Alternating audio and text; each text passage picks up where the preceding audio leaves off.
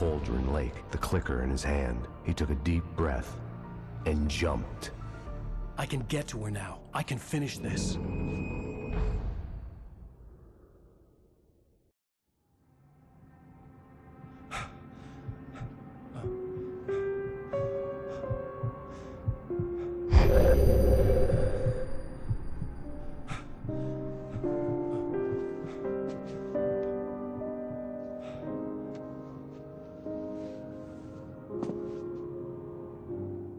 I had a hangover.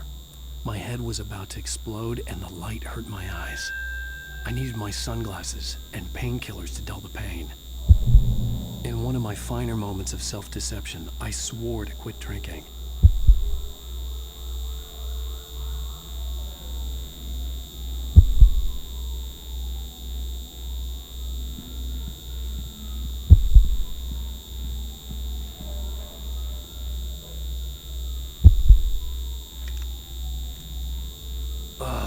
The sunglasses made the world look bearable. Now I could keep my eyes open without feeling like a vampire in the sun.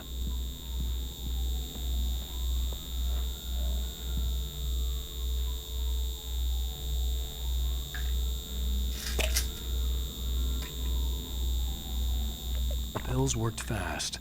The prospect of being awake started to seem bearable again.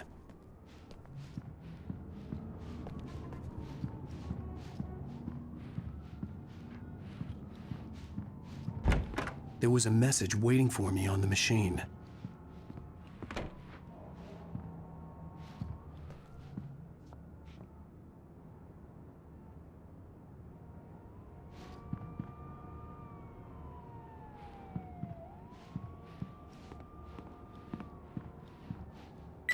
You have one new message. Al! Are you still asleep? Wakey, wakey! You should have your show on your TiVo. If Alice wasn't too mad to record it, that she called me earlier and really chewed me out. Yeah, we went a little overboard last night. But parties are a part of this business. Al, look, I'm saying this as your friend. She's not doing your career any favors by trying to run your life like that, okay? I'll talk to you later, Al. Watch the show.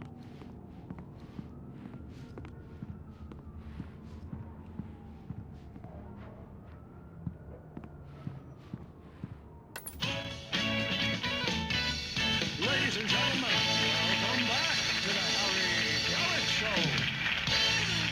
Thank you everybody.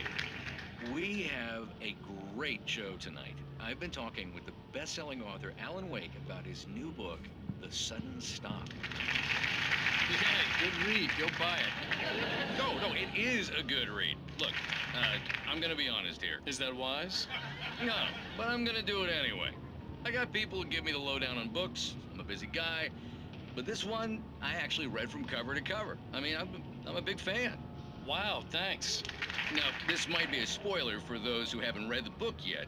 Based on the sales figures, the 2 people out there who haven't read the book yet. But this last book is all about the death of the main character, the hard-boiled New York detective, Alex Casey. Now, there's been a lot of outrage about this. Why the hell did you kill Casey? What the hell were you thinking, man? Good riddance. No, seriously though, 7 years and 6 books is a long time. He was a gloomy guy to spend all your working hours with, and it was a good run. But it's time to explore new things. My next book will be a departure from the old for me. You selfish bastard, always thinking of yourself. Well, you've certainly given us a lot of entertainment over the years. And now that you mention it, Casey was a gloomy guy. Never had much luck with his love life with the ladies. Was that autobiographical in any way? Yeah, no kidding. Casey's lady friends tended to die on him. With Casey, it was all about his pain. No, nothing autobiographical about that. I'm a happily married man. My wife is my muse. Well, congratulations. That's great to hear. So, how's the publicity tour been treating you? Good, great. But I gotta say, I'm glad to be back home in New York. Well, you've certainly been on the news a lot lately. Lots of parties and, you got into a fight with some paparazzi. Oh, man. Well, that guy was really in my face. I lost my temper. I know that wasn't cool. You are famous for that temper. Well, did also write several books. Well, your latest novel is called The Sudden Stop, and it's in bookstores now. Go get it. That means the two of you out there who haven't bought it yet. Ladies and gentlemen, that's all we have for you tonight. I want to thank all our guests for the evening. Alan Wake, Sam Lake. Once more, do the face for us, Sam. And our musical guests, Poets of the Fall. Thank you. At least I'd been funny. I told myself I could live with that. I didn't say anything stupid if that's what you want to know. Okay, Robbie. You want an aspirin or something? Are you gonna start with me about drinking now? You know what? Go back to sleep, Alan.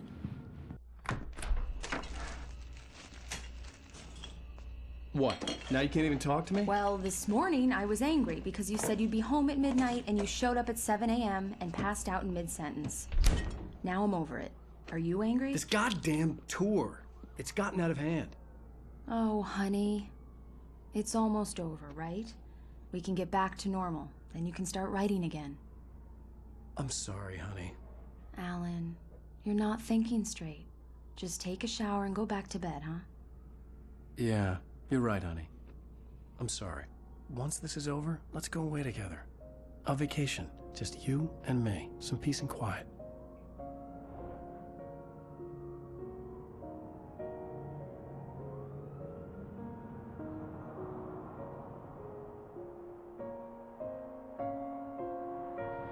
Somehow, the clicker was the key to the cabin. I had to return to Cauldron Lake to save Alice.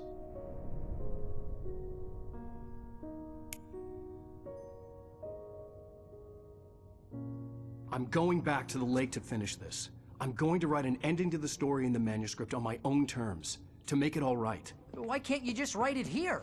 The last page is still in the typewriter. I need to read it first. Everything needs to be just right. Zane tried to cut some corners, and it didn't end well. Okay, ready when you are. I'm sorry, Sarah, but I need to do this alone. Barry, take her gun. Miss Weaver, close the door when I leave.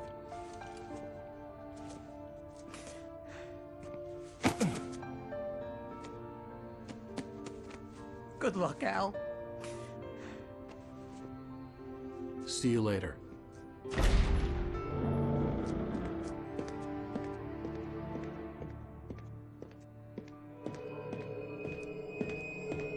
When I got out, it was warm and sunny.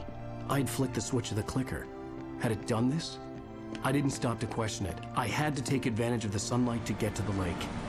On Zane's page, I'd stood on the rim of Cauldron Lake, about to use the clicker.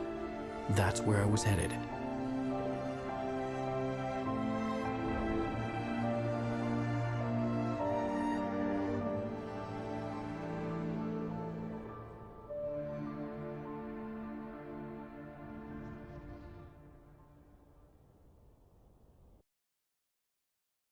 Alone, in daylight, surrounded by the beauty of the Pacific Northwest landscape. It was hard not to let doubt creep in one last time. I could still chalk everything up to a dream, a delusion.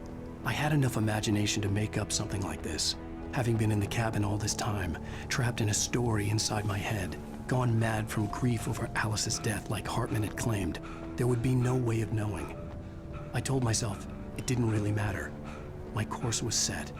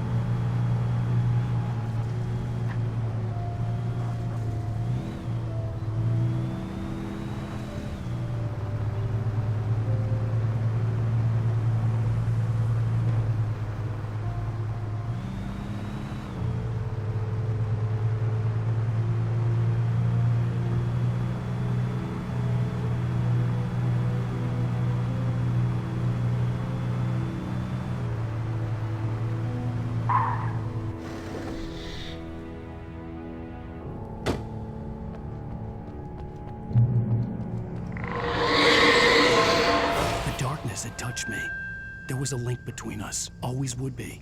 I could feel its presence again, getting closer.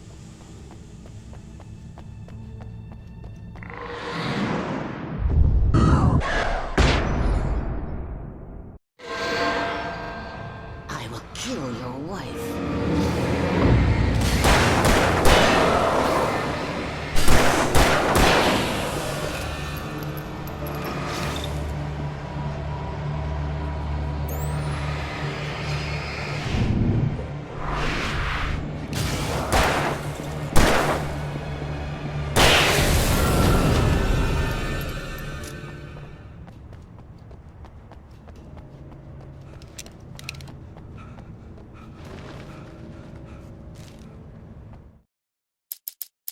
The dark presence was no longer trying to capture the writer so he could create the ending it wanted. The writer knew too much. He was too strong. And he carried a weapon left behind by Thomas Zane, something that could hurt it. Now, the darkness was doing everything in its power to simply stop the writer from ever reaching Cauldron Lake and the dark place.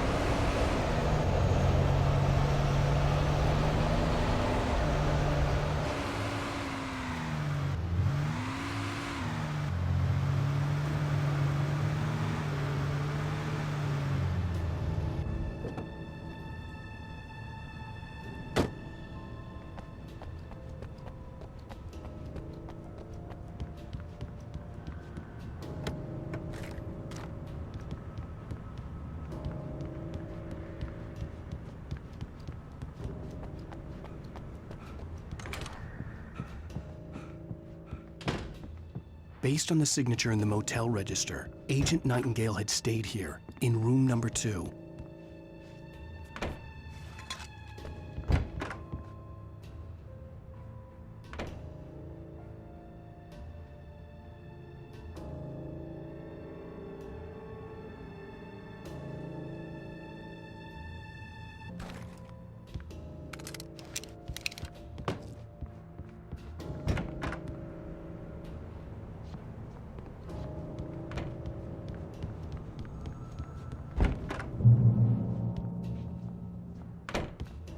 This had obviously been the room where Agent Nightingale had stayed when he hadn't been busy harassing me.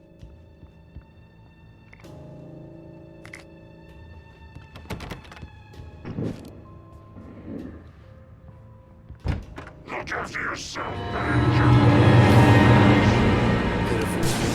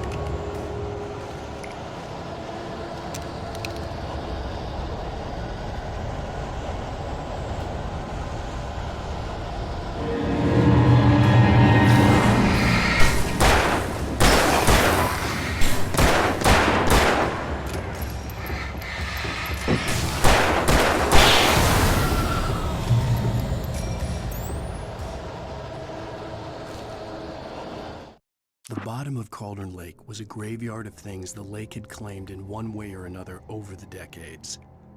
The dark presence brought them up in its wake, scattering the rotten waterlogged hull of an old boat here, the remains of a long-ago crashed airplane there, trees shattered under the impacts. The earth groaned. It did.